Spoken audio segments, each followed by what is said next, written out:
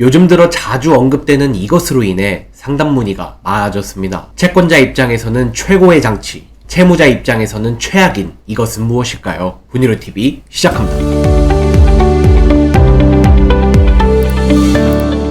안녕하세요. 훈이로TV의 김기훈 변호사입니다. 자, 오늘은 요즘 들어 자주 언급되고 있는 위약벌에 대해서 말씀을 드리도록 하겠습니다. 요즘에 계약서든 약정서든 이 위약벌이 자주 등장하고 있는 것 같습니다. 그런데 이 위약벌이라는 것이 생각보다 무지막지하거든요. 그래서 이 위약벌이 계약서든 약정서든 보인다면 무조건 주의하셔야 합니다. 일반적으로 위약금은 많이 들어보셨을 것 같은데 위약벌은 잘 모르시는 경우가 많은 것 같습니다. 이 위약금은 일종의 손해배상의 의미거든요. 즉 어떤 약정을 위반했을 때 상대방이 손해를 입었을 수 있으니까 그것을 돈으로서 보상하는 위약금은 제가 지금 설명드리고자 하는 이 위약벌과는 다르게 해석됩니다. 물론 이제 위약금이라고 써있다고 하더라도 드물게 위약벌로 해석되는 경우가 있습니다.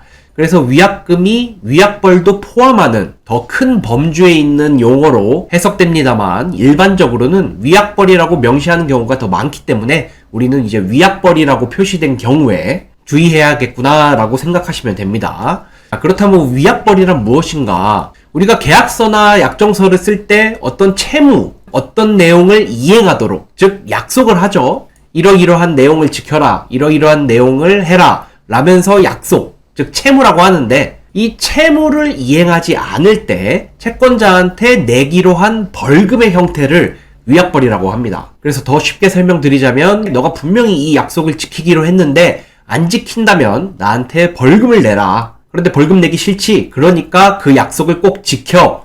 이런 효과를 얻기 위해서 위약벌을 설정해 놓는 것입니다. 그래서 위약벌을 통해 우리가 돈을 벌려는 것이 아니라 채무자가 그 약속을 꼭 지키도록 강제하기 위한 장치라고 생각하시면 됩니다. 왜냐하면 그 약속을 지키지 않으면 내가 채권자한테 벌금을 내야 되니까 특히 그 채무를 더 이행하려고 하겠죠. 그래서 예를 들면 A는 계약서 제5조에 기재된 의무를 이행해야 한다. 만약 A가 이를 이행하지 않는 경우 A는 B에게 위약벌로서 1억 원을 즉시 지급해야 된다. 금액은 바뀔 수 있죠. 이런 식으로 기재가 되어 있습니다. 그래서 A는 B한테 1억 원의 위약벌을 주기 싫다면 제5조에 기재된 의무를 무조건 이행해야겠죠. 그래서 이 위약벌 약정은 채무를 이행시키려는, 즉 약속을 지키게 하려는 채권자를 위한 장치라고 생각하시면 됩니다. 그 약속을 지키지 못한 채무자는 채권자한테 위약벌에 해당하는 금액을 줘야 되기 때문에 오로지 채권자를 위한 장치죠. 채무자 입장에서는 위약벌 약정이 있어서 좋을 것이 단 한 개도 없습니다. 물론 이제 약속만 지키면 아무 문제 없잖아 라고 생각하실 수 있는데 세상을 살다 보면 내가 의도치 않게 약속을 지키지 못하게 되는 경우도 있거든요. 그러니까 내가 채무를 이행하지 않았을 때, 즉 약속을 지키지 않았을 때 위약벌에 적힌 금액 전액과 그 채권자가 내가 약속을 지키지 않아서 손해를 봤다면 별도로 손해배상까지 청구할 수가 있습니다. 그러니까 위약벌 따로, 손해배상 따로 엄청난 채무를 지게 될 수가 있다는 것이죠. 그래서 내가 위약벌 약정에 따른 리스크를 정확히 알고 계셔야 합니다. 또는 애당초에 위약벌 조항 자체를 삭제해야 내가 이러한 리스크를 지지 않을 수가 있겠죠. 그런데 이제 내가 위약벌 약정을 삭제하지 못했고 또 어쩌다 보니까 약속을 지키지 못해서 채권자가 위약벌에 해당하는 금액을 달라고 하는데 그 위약벌 금액이 너무 큽니다. 어떻게 해야 될까요? 라고 고민하시는 분들, 위약금이나 손해배상 예정액이라는 것이 있는데 이런 것들은 법원이 재판으로 넘어가면 상식적인 수준으로 감액을 해줄 수 있습니다. 즉 위약금이 한 1억 원 정도인데 실제로 채권자가 손해본 것은 한 3천만 원 정도이다 라고 한다면 위약금 1억 원을 다 청구하더라도 법원이 한 3천만 원 정도로 감액해서만 인정해 줄 수가 있거든요. 즉 채권자가 손해를 본 정도만 위약금으로 받아가는 것이 합리적으로 판단이 되는데 이 위약벌은 원칙적으로 법원이 감액을 할 수가 없습니다. 그래서 위약벌과 손해배상까지 모조리 받아갈 수가 있는 것이죠.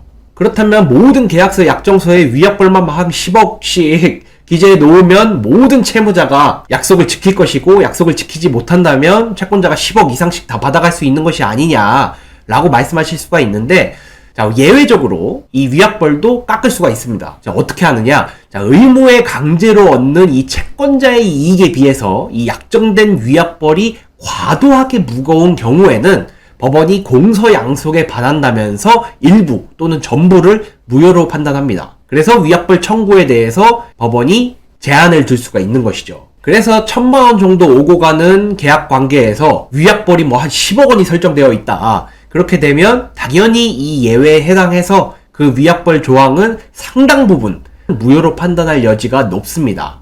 왜냐하면 1,000만 원밖에 안 되는 계약에서 무슨 10억 원이나 되는 위약벌을 설정하면 이것은 그냥 위약벌로 장사를 하겠다는 것밖에 안 되기 때문에 무효로 판단할 수가 있겠죠. 하지만 제가 예시로 든 10억 원의 경우에는 1,000만 원과 상당히 차이가 나지만 애매한 경우가 있거든요. 세상에는 경계에 놓여진 사건이 더 많습니다. 법원은 결국 여러 가지 사정을 이제 모두 고려해서 무효로 볼 것인지 여부를 판단하는데 법원은 절대로 쉽게 무효로 판단하지 않거든요. 그래서 앞서 설명드린 10억 원과 1,000만 원 같이 극단적인 경우가 아니라 실제로 거래 관계에서 한 5억 원 정도인데 위약벌을 10억 원으로 설정한 경우, 이런 경우에는 법원이 무조건 무효로 판단하지 않을 가능성이 높습니다. 그리고 저와 같이 변호사 입장에서도 상당히 정교한 주장을 해야만 법원이 무효로 판단해 볼 수 있지 않나 라고 기대해 볼 수가 있습니다. 그렇다고 하더라도 이 위약벌이 상당히 과도하다라고 판단한다면 당연히 법원에 가서 다퉈보셔야 합니다. 이렇듯 위약벌이 무지막지하기 때문에 대등한 관계에서 체결되는 계약이나 약정에서는 이 위약벌 약정을 구태여 포함하여야 하는지 의문을 가지셔야 합니다. 그래도 위약벌을 넣는 것이 필요할 것 같다라고 한다면 적어도 쌍방 의무에 대해서 모두 위약벌을 설정하시는 것이 좋을 것 같습니다. 즉 A가 어떤 의무를 다하지 않았을 때 B에게 위약벌을 주듯이 B도 어떠한 의무를 다하지 않았으면 A한테 위약벌을 지급하라는 대등한 위약벌 약정을 설정하면 더 좋겠죠. 그런데 이제 불평등한 관계, 가불관계 이런 경우가 더 많을 수도 있죠. 자, 이런 불평등한 관계에서는 위약벌 약정이라고 해서 우리가 무조건 거부하기가 어려울 수가 있습니다. 물론 처음부터 이제 위약벌 약정을 빼달라고 요청을 해보시겠지만 그것이 여의치 않을 때는 위약벌 금액이라도 감액을 꼭 해보십시오. 왜냐하면 나중에 이 위약벌을 감액하기 위해서는 법원에서 무효로 판단받아야 한다는 상당한 제약이 있기 때문에 애당초 약정 단계에서부터 이 위약벌 금액을 감액해 보시기 바랍니다.